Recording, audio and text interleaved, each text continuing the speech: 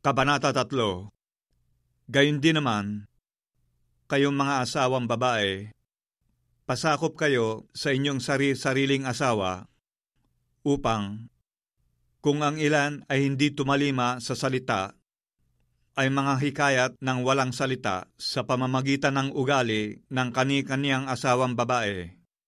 sa pagkamasid nila ng iyong ugaling mahinhin na may takot, na huwag sa labas ang kanilang paggayak na gaya ng pagpapahiyas ng buhok at pagsusuot ng mga hiyas na ginto o pagbibihis ng maringal na damit, kundi ang pagkataong natatago sa puso na may damit na walang kasiraan ng espiritong maamo at payapa, na may malaking halaga sa paningin ng Diyos. Sapagkat ng unang panahon ay ganito naman nagsigayak ang mga babaeng banal na nagsiasa sa Diyos, na pasakop sa kani-kanyang asawa, na gaya ni Sarah na tumalima kay Abraham, na kanyang tinawag na Panginoon, na kayo ang mga anak niya ngayon, kung nagsisigawa kayo ng mabuti at di kayo nangatatakot sa anumang kasindakan. Gayon din naman kayong mga lalaki, magsipamahay kayong kasama ng inyo-inyong asawa ayon sa pagkakilala, na pakundaganan ang babae, na gaya ng marupok na sisidlang. Yamang kayo na may kasamang tagapagmana ng biyaya ng kabuhayan, upang ang inyong mga panalangin ay huwag mapigilan. Katapos-tapusan, kayong lahat ay mga kaisang akala, madamayin, mga ibigang tulad sa magkakapatid, mga mahabagin, mga mapagkumbabang pag-iisip,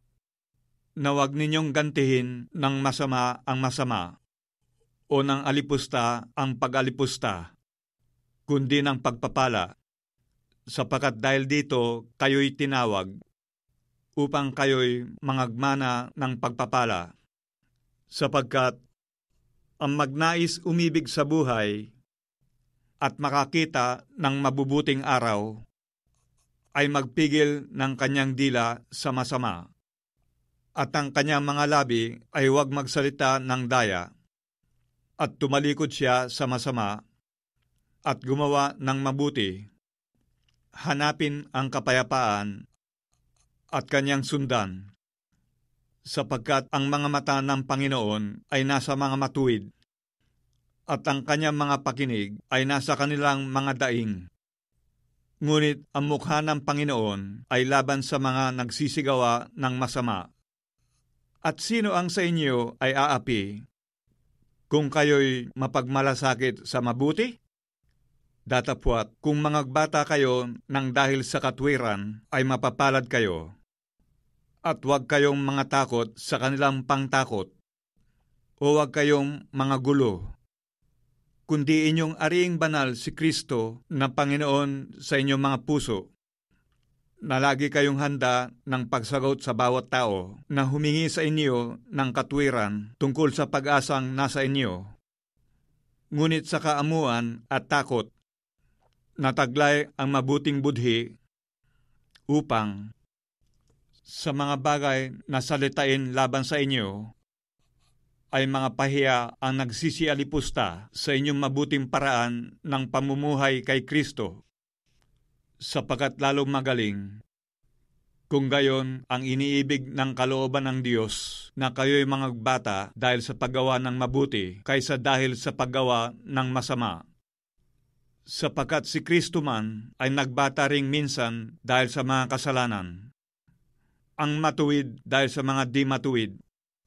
upang tayo'y madala niya sa Diyos. Siyang pinatay sa laman, ngunit binuhay sa Espiritu, na iyan din ang kanyang iniyaon at nangaral sa mga espiritong nasa bilangguan, na ng unang panahon ay mga swail, na ang pagpapahinuhod ng Diyos ay nanatili noong mga araw ni Noe, samantalang inihahanda ang daong, na sa loob nito'y kakaunti, sa makatuwid ay 8 kaluluwa. ang nangaligtas sa pamamagitan ng tubig,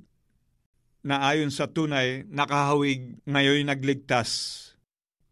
Sa makatwid bagay ang bautismo, hindi sa pag-aalis ng karumihan ng laman, kundi sa paghiling ng isang mabuting budhi sa Diyos sa pamamagitan ng pagkabuhay na maguli ni Hesukristo na nasa kanan ng Diyos, pagkaakyat niya sa langit, na ipinasakop sa kanya ang mga anghel at ang mga kapamahalaan, ang mga kapangyarihan,